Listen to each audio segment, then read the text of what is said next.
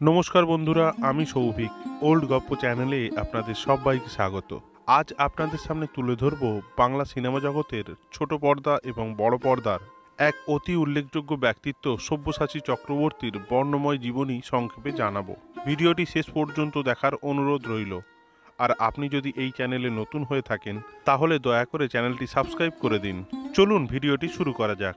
সব্যসাচী চক্রবর্তীর জন্ম 1956 সালের 8ই সেপ্টেম্বর ব্রিটিশ ভারতের কলকাতায়।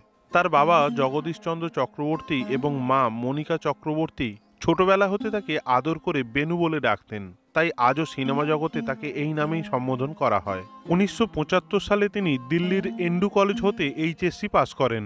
দিল্লির বিখ্যাত হংসরাজ কলেজ থেকে তিনি বিএসসি ডিগ্রি নেন। 1987 সালে তিনি দিল্লির AMI পরীক্ষায় উত্তীর্ণ হন। পরবর্তীতে তিনি সিনেমা জগতে আসেন। অভিনয় ছাড়াও প্রাকৃতিক পরিবেশের প্রতি তার ভালোবাসা রয়েছে। তিনি একজন ওয়াইল্ড লাইফ ফটোগ্রাফার। মঞ্চ নাটক থেকে শুরু করে টেলিভিশন আর সিনেমা জগৎকে মাতিয়ে রাখা সব্যসাচী চক্রবর্তী দর্শকদের মন কেড়েছেন গোয়েন্দা চরিত্রে। ফেলুদার নাম শুনলেই সৌমিত্র চ্যাটার্জির পর চোখ বন্ধ করে যার ছবি সবার আগে ভেসে ওঠে তিনি সব্যসাচী চক্রবর্তী।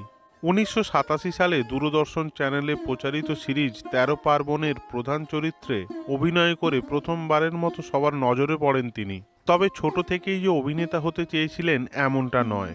বাড়িতে মা, বাবা, বোন সকলেই নাটক করতেন। পরিবারে ছিল নাটকের হাওয়া, তবে তিনি চেয়েছিলেন টেকনিশিয়ান হতে। কিন্তু 1975-এই মঞ্চ নাটকেই অভিনয়ের হাতেখড়ি হয়ে গিয়েছিল তাঁর। অভিনেতা সব্যসাচী চক্রবর্তী যে সকল বাংলা টিভি সিরিয়ালে কাজ করেছেন তা হল উড়নচণ্ডী, দিরাগমন, একাকী অরণ্য, সেই সময় প্রভৃতি।